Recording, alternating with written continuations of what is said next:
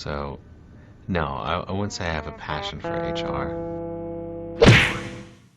Welcome back to Human Resources for the People. It's a human capital revolution. So, the United Auto Workers aren't endorsing Biden just yet, and it's sort of an expected move. They've got some changes in leadership out of the United Auto Workers, but I wanted to dig into this real quick. This article is from CNN, it's from Kevin Liptak, and the powerful United Auto Workers are holding off, partially because of Biden's green bent, and I think that this is uh,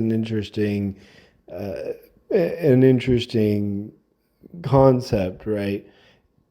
So they're not endorsing Biden because he's starting to push or he's continuing to push electric vehicles, and it doesn't say this quite in this article. It says it sort of sneakily, but electric vehicles require much less parts, and as a result, it requires much less labor.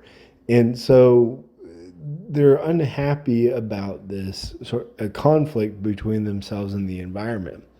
And what's interesting is the United Mine Workers of America, another union that is specifically in coal, uh, they endorsed Biden. They've endorsed every other Democrat politician, but they had coal workers in their union.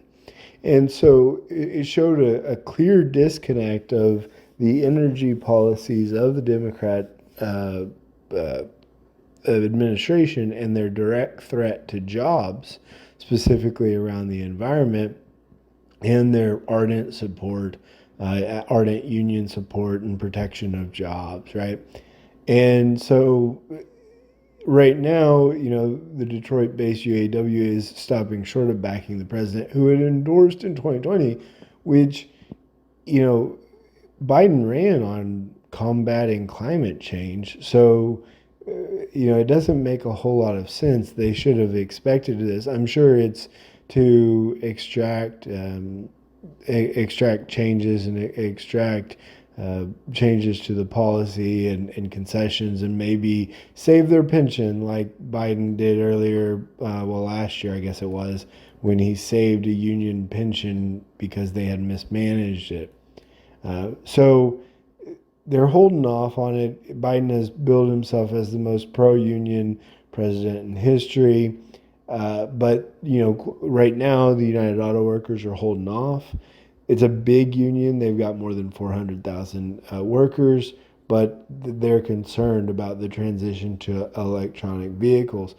And the reason, again, is that it will result in a massive reduction in headcount. These United Auto Workers, these EVs, don't require nearly the parts. They don't require nearly the staffing, and that means layoffs. And as a result, the union is really struggling with this paradox between the two. And they make the point, which I think is a fine point, but I'm not sure.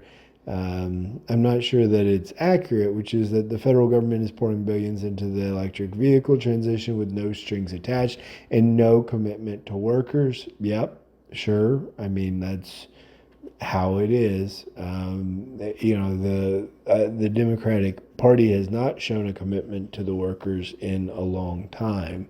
That's been fairly clear. If anyone is paying attention, they'll understand that.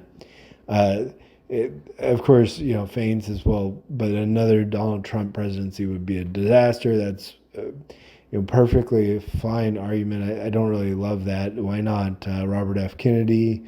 Why not DeSantis, etc.? But the UAW is looking for an alternative that delivers real results.